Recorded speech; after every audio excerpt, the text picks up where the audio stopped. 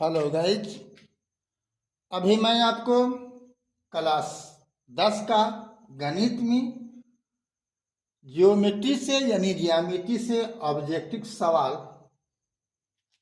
बता रहा हूँ। वीडियो 5B5 में आज क्वेश्चन फिलहाल ए में लिए हैं।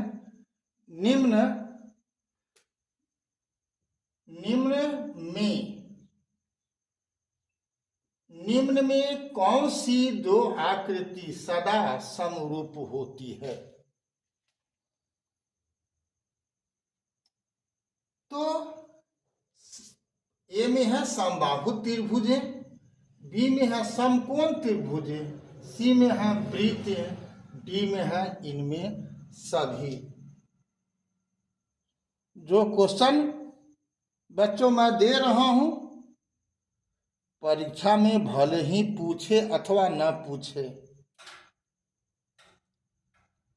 किंतु आपको जानना जरूरी है और यह पूछ भी सकता है, इसलिए कि आपको दे देगा कि दो समबाहु त्रिभुज है, उस पर कोई सवाल है।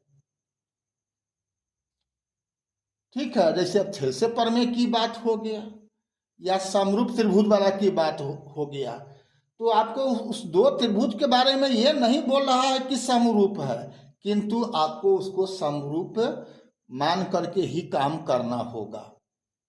क्यों कि जब दो समबाहु त्रिभुज की इसमें चर्चा है तो दोनों समबाहु त्रिभुज क्या होगी? समरूप होगी।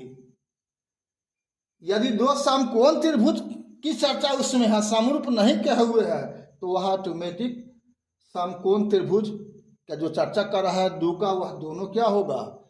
समरूप होगा। उसी ढंग से दो वृत्त की बात कह रहा है तो दो वृत्त भी हमेशा समरूप होता है। मैं सर्वांशम की बात नहीं कर रहा हूं, समरूप की बात कर रहा हूं। ये याद रखिएगा, ये तीनों यानी समबाहु त्रिभुज हैं, समकोण त्रिभुज हैं और वृत्त हैं। आपस में नहीं, दो गो वृत्त आपस में, दो गो समकोण त्रिभुज आपस में और समबाहु त्रिभुज दो गो या अनेक हो तो आपस में क्या होता है? समरूप होता है। तो इसमें उत्तर क्या हो जाएगा? डी, ऑप्शन डी सही उत्तर होगा। ठीक है, क्वेश्चन नंबर बी, बगल के त्रिभुज ABC में AD कोण A के अर्धक हो तो AB = AC। ये 23 में भी पूछे हुए हैं, लेकिन इस टाइप से नहीं है, किंतु आप इस नियम को जरूर याद कर लें।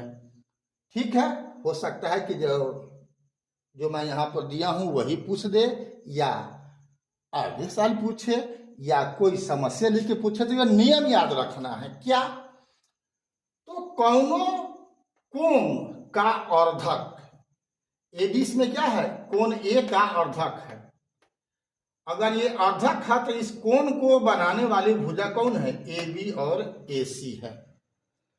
तो इस AB = AC बराबर होगी, इसमें से किसके बराबर होगी? तो हर हाल में BD और CD के अनुपात के। तो ध्यान में यह रखना है कि पहला अगर त्रिभुज, इस त्रिभुज में AB है यानी इस भुजा का है, तो बराबर वाला में भी इस त्रिभुज का ये BD होगा। यानी ये रेखा जो है इस रेखा को दो पार्ट में बांट रहा है, तो उसका दो पार्ट हुआ। इसका पार्ट पहले है तो इसका पार्ट भी बराबर के बाद में जो होगा वह पहले होगा। अगर ये बाद में है तो ये बाद में होगा, यही याद रखना है। तो AB = AC है यानी AB इसका हो गया, तो फिर बराबर में क्या होगा? BD हुआ, और बाद में AC है तो बाद में क्या होगा? CD होगा, इस इधर वाला वहां का। ठीक है, इसमें सही उत्तर कौन हुआ? ये हुआ। ये सब आपका इसका उल्टा लिख दिया है तो ये गलत हो जाएगा। गुना तो होता ही नहीं है, प्लस तो होता ही नहीं है, तो इसको दिमाग में आप फिट कर लो। ठीक है, ये दोनों बातें हर हाल में याद रखना है। ऑब्जेक्टिव क्वेश्चन के हिसाब किताब से भी 2 नंबर का भी सवाल होगा, तैयो इसका उपयोग होगा। तो फिर हम देखते हैं क्वेश्चन नंबर अब सी क्या कहता है। तो क्वेश्चन सी बोला है, दो समरूप त्रिभुजों के क्षेत्रफलों का अनुपात बराबर होती है। ए में है उनकी संगत भुजाओं के वर्गों के अनुपात के, बी में है उनकी संगत शीर्ष लंबों या ऊंचाई के वर्गों के अनुपात के, सी है उनकी संगत माध्यिकाओं के वर्गों के अनुपात के, डी में है उनकी संगत कोण अर्धकों के वर्गों के अनुपात में। बच्चों ध्यान देना, आपको किताब में मुख्य रूप से जो प्रमेय पढ़ना है उसमें आपको यही मिलेगा, उनकी संगत भुजाओं के वर्गों के अनुपात के। किंतु आप जानो कि इसमें चारों सही है, ए भी सही है, बी भी सही है, सी भी सही है और डी भी सही है, और इसलिए मैं यहाँ पर पांचवा विकल्प आपको दे दिया हूँ। आपके परीक्षा में 5 विकल्प नहीं रहेगा, 4 विकल्प रहेगा, किंतु आपकी जानकारी पक्का हो।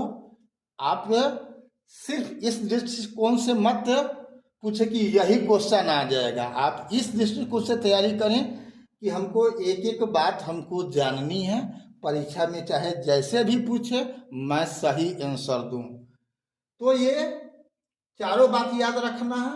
अब इसमें से इस पर आधारित सवाल 23 में भी कै गो पूछ दिए हुए हैं, इन सभी बातों के आधार पर। तो आप ये जानोगे तब ना उसका अनुपात आप बताओगे। तो इसका आंसर कौन हुआ? ई हो जाएगा। इसमें कोई कलम चलाने की बात नहीं है, यह याद रखने की चीज है। हम क्वेश्चन नंबर इसका डी देखते हैं क्या कहता है।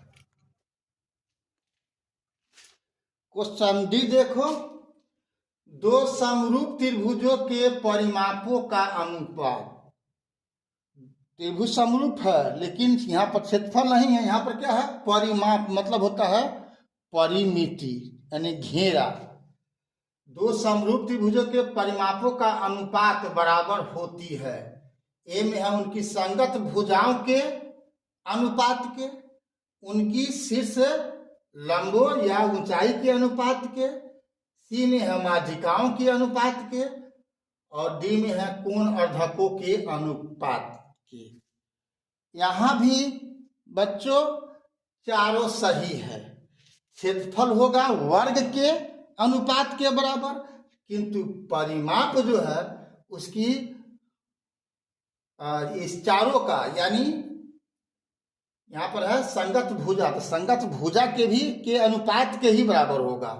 शीर्षलंब होगा उसका भी, यानी कहने लगे कि एक ही होगा। त्रिभुज अगर परिमाप 3:4 है तो इसमें से चारों का चाहे जो पूछेगा वो भी अनुपात क्या होगा? 3:4 ही होगा।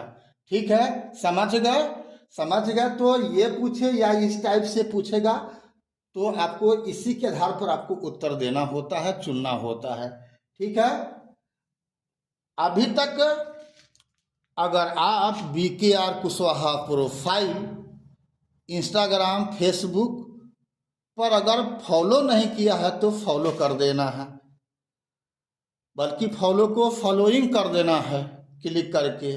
और यूट्यूब पर अगर आपने बेल दबा के अगर सब्सक्राइब नहीं किया अभी तक ले तो बेल दबा देना है और सब्सक्राइब कर देना है। ठीक है, लाइक शेयर कमेंट तो आपको करना ही करना है। फिर मिलते हैं हम अगला वीडियो में, तब तक के लिए जय हिंद, जय जगत, जय भारत।